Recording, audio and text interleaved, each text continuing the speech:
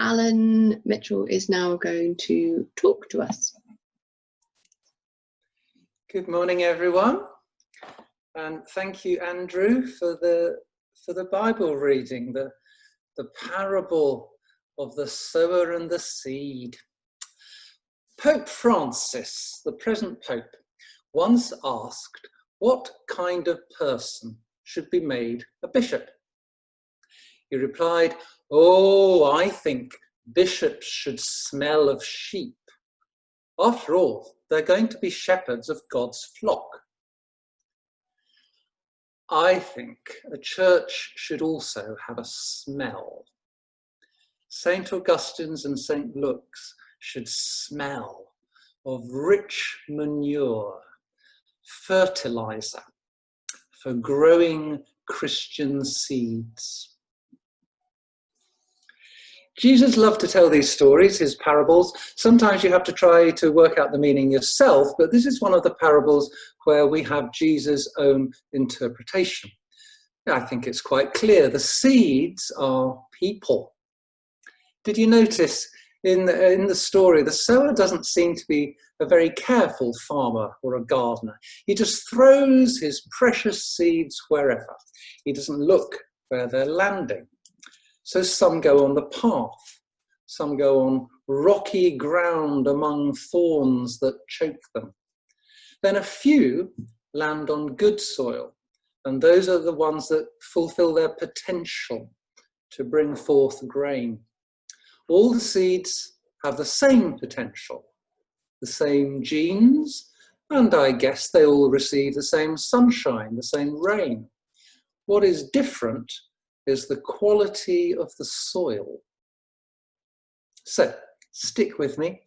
Imagine if our church is a piece of soil and a seed is thrown by the sower, God, onto our patch. So the seed is a visitor, a child or an adult who doesn't yet know anything about God. How can we help them grow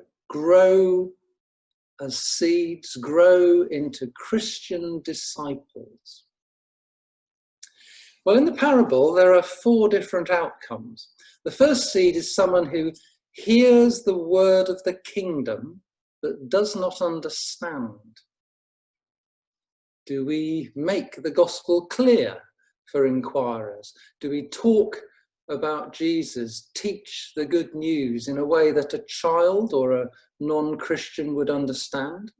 If we don't, it's not the seed's fault. It's not God's fault. It's our fault if a child doesn't grow as a Christian. The second seed is the one that has no depth of soil. Someone who at first hears the word with joy, but their roots don't develop properly, and when they later meet with some trouble or persecution, they fall away. We do have a few children in our church. We don't have many teenagers. What are we going to do to make sure that these precious children that we currently have contact with put down good solid roots? The third seed is the one that is sown among thorns. We sometimes have visitors who come for a few weeks, but then we don't see them again. Jesus says, the cares of the world and the lure of wealth choke them and they die. Know anyone like that? The fourth seed is sown on good soil. This is the person who hears the word of the kingdom, understands it, and bears fruit. So I think churches need to be places with rich, healthy soil, where roots can get properly established and those tiny seeds grow into beautiful trees and flowers. If you go with the fertilizer idea, what would Christian manure smell like? What environment will encourage Christian seeds to flourish? Well, I guess we'd better start with prayer. Do you pray? Do you pray for all the children in our church, that they would grow in faith? I try to. I know most of their names, probably not all of them, but probably I could learn all their names. What do you pray for? Would you like to learn more about prayer? How about understanding? Understanding Christianity. We don't want seeds that hear the word but don't understand. Quite a lot of my sermons are Bible-based teaching. Are my sermons any help? Do they help your understanding? Do you understand how the Bible is relevant to your daily life? If you have questions, where do you ask those questions? They did a survey recently. Every growing church was running some kind of inquirer's course. We really ought to run another Alpha course in the autumn.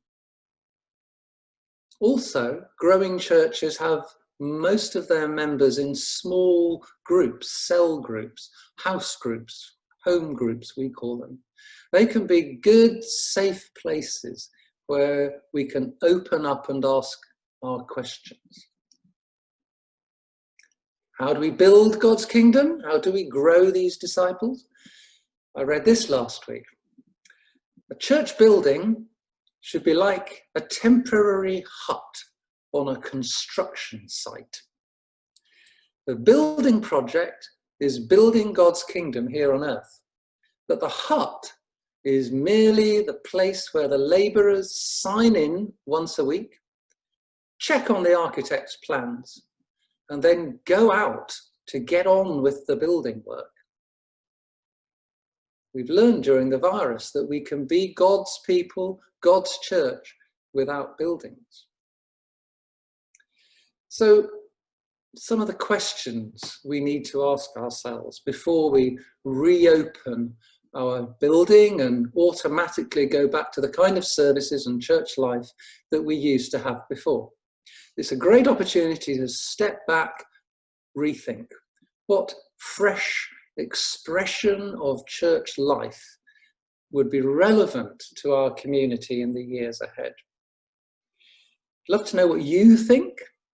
So we're going to do a kind of survey, a questionnaire. We'll be sending it out next week. What have you enjoyed about these Zoom services? Are there aspects of the online church that we should try to incorporate when we return to the buildings? Or what have you missed about old style church? We don't want to lose the good things. What could we do differently, better?